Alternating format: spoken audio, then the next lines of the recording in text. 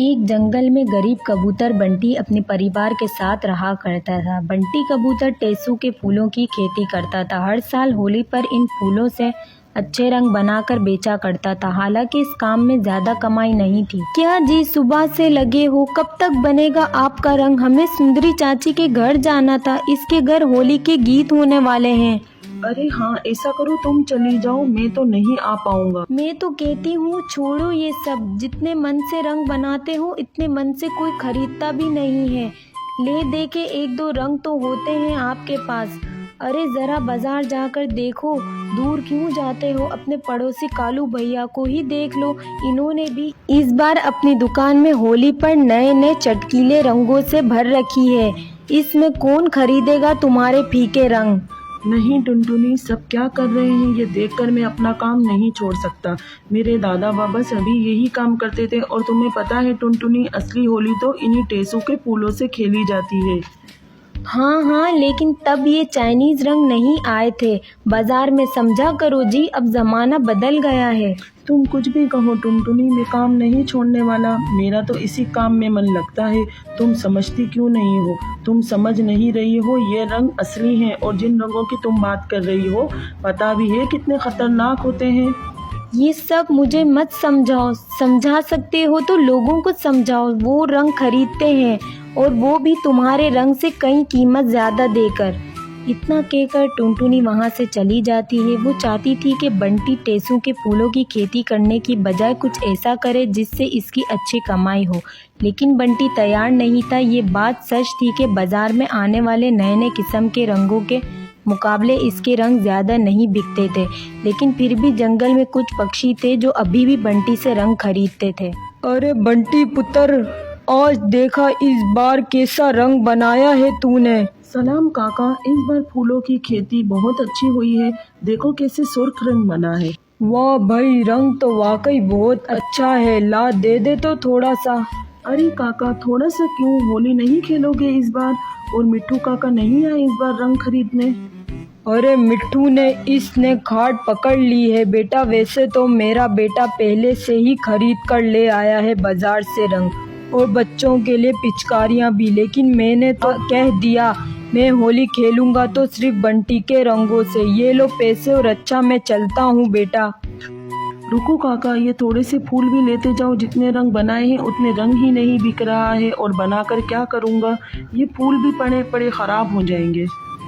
पूरे जंगल में सिर्फ हरी काका ही थे जिसने पूरे जंगल में बंटी से इसका रंग खरीदा था। बंटी ने बहुत कोशिश करी लेकिन कोई भी इससे रंग खरीदने को तैयार ही नहीं था।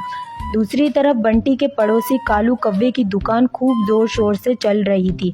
वो शहर से जो भी रंग खरीद कर लाया था वो होली से पहले ही सारे के सारे बिक गए थे। अरे कालू भैया, कहाँ चल दिए? आज दुकान नहीं खोलनी क्या? अरे बंटी, माल हो तब खोलूंगा ना दुकान। कल ही सारा का सारा माल बिक गया। आज मैं शहर जा रहा हूँ माल खरीदने। वैसे तुम्हारा क्या हाल है? कुछ कमाई हुई कि नहीं? बस भैया, कल हरी काका आकर लेकर गए थे थोड़ा सा रंग, इसके बाद से तो कोई भी नहीं आया। कोई आएगा भी नहीं। माफ करना बंटी, तुम्हारा धंधा तो खराब नहीं करना चाहता था। हाँ, लेकिन मुझे भी तो कमाई करनी है ना। अब तुम्हारी तरह बेवकूफ़ थोड़ी हूँ। पहले इन बेकार फूलों को उगाने में वक्त, मेहनत और पैसा बर्बाद करूँ, फिर रात दिन लगाकर इनसे रंग बनाऊँ और फिर बैठकर मक्खियाँ मारूँ। अभी भी वक्त है, मान लो मेरी बात। मेरी दुकान पर मुझे एक पक्षी की ज़रूरत है। अच्छा खासा पैसा दे दूंगा तुम्हें। मुझे भी भरोसे का कबूतर मिल जाएगा और तुम्हारी भी मदद हो जाएगी। नहीं भैया, अभी नहीं। मुझे ज़रूरत हुई तो बताऊंगा आपको। अरे रहने दो बंटी, तुम तो उल्लू हो और उल्लू कुछ नहीं हो सकता। इतना कहकर कालू कौवा वहाँ से चला जाता है। ऐसा नहीं था कि बंटी कालू की दुकान पर काम करने से ऐतराज था, लेकिन सच तो ये है कि वो अपना पुश्तैनी काम नहीं छोड़ना चाहता था। लेकिन वो जानता था कि एक ना एक दिन पूरा जंगल इसकी फूलों की और इसकी बनाई गई असली रंग की अहमियत ज़रूर समझ जाएगा। देखते ही देखते होली का दिन आ गया। हर तरफ होली की रौनक थी, लेकिन बंटी कबूतर के घर ऐसा नहीं था। मैंने तो पहले ही कहा था, फालतू काम छोड़ दो, कोई और काम देख लो। अरे कालू भैया की बात मान लेते तो कम से कम त्योहार वाले दिन तो खाली हाथ नहीं होते। अभी आते ही होंगे सब पक्षी। होली मिलने के लिए। क्या खिलाएंगे इन्हें? अपने गोलू बेचारा भी रो रो कर सो गया। इसके सारे दोस्त पिचकारी से होली खेल रहे हैं और इसके पास कुछ भी नहीं है। अरे क्यों नहीं है, इतना सारा तो रंग है, जाओ बुलाओ बाहर, मैं खेलूंगा इसके साथ होली। रहने दो जी, बस झूठ बोलकर कोई फायदा नहीं है। बंटी टुनटुनी को समझाने की कोशिश करता है, तभी हरी काका अपने पोते रियो के साथ वहां आ जाते हैं। अरे बंटी, होली की बहुत बहुत बधाई हो बेटा। ये लो, बहू ने गुजिया बनाकर भेजी है। आपको भी होली की बधाई काका, भाभी को मेरी तरफ से शुक्रिया कहना। हैप्पी होली अंकल जी, और थैंक यू।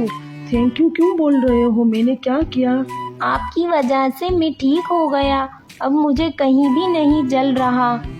रियो की बात बंटी कबूतर को समझ नहीं आ रही थी। इसने हरी काका की तरफ देखा, तब इन्होंने बंटी को बताया, बिल्कुल ठीक कह रहा है, ये पहले 2 दिन खूब होली खेल रहा था। तुम्हारे पड़ोसी कालू की दुकान से लेकर गए थे, ना जाने कैसा तेजाब जैसा रंग दे दिया। इस कालू ने बच्चे की नाजुक खाल जल सी गई, इतना रोया कि पूछो मत, पूरा जिस्म जल रहा था इसका। अच्छा फिर क्या किया, डॉक्टर के पास लेकर गए होंगे? इसका बाप तो ले जाने वाला था, लेकिन मैंने रोक लिया। तुमने जो टेसू के फूल दिए थे ना, उन्हीं को पीस कर पूरे जिस्म पर लगाया तो देखो शाम तक बिल्कुल ठीक हो गया। क्यों रियो बेटा, ऐसा ही हुआ था ना? हाँ अंकल, आपके फूलों में तो जादू था, मैं एकदम ठीक हो गया। और इसके बाद मैंने खूब होली खेली, वो भी इन रंगों से जो दादाजी ने आपके पास से लेके गए थे। बहुत ही मजा आया। हाँ बंटी, मेरे घर में तो सब ने तय कर लिया है, तुम्हारे बनाए गए रंगों से ही होली खेलेंगे, इसलिए तुमसे और रंग खरीदने आया हूँ। लाओ दे दो, इस बार थोड़े नहीं बहुत ज्यादा देना। हरी काका की बात सुनकर बंटी की आंखों में आंसू आ जाते हैं। वो काका को रंग बांध कर देता है। फिर थोड़ी देर बाद कुछ और पक्षी भी आते हैं और बंटी से रंग लेकर जाते हैं। साथ ही टेसू के फूल भी जंगल में जिस किसी ने भी कालू की दुकान से रंग लेकर होली खेली थी, इन सबको एलर्जी हो गई थी। जैसे ही सबको रियो के हुए फायदे का पता चलता है तो सभी इसके इलाज के लिए बंटी से इसके फूल ले जाने लगे। देखते ही देखते सारा रंग और फूल बिक गए और ये सब देखकर टुनटुनी बहुत ही खुश थी और साथ ही साथ बहुत शर्मिंदा भी। मुझे माफ़ कर दीजिए, मैं गलत थी। बाजार के रंग आपके बनाए गए रंगों के आगे कुछ भी नहीं है, और ये फूल मुझे तो पता ही नहीं था ये इतने काम के होते हैं। हाँ टुनटुनी, टेसू के ये फूल सिर्फ रंग बनाने के काम नहीं आते, बल्कि इनसे कई तरह की दवाइयाँ बनाई जाती है। इनसे खाल पर होने वाली कई बीमारियों के इलाज हो सकते हैं, बाबा ने बताया था मुझे। बंटी की होली भी अब फीकी नहीं थी और बाकियों की होली भी बिल्कुल ठीक थी, क्योंकि अब इन सबको असली रंगों की अहमियत जो समझ आ गई थी।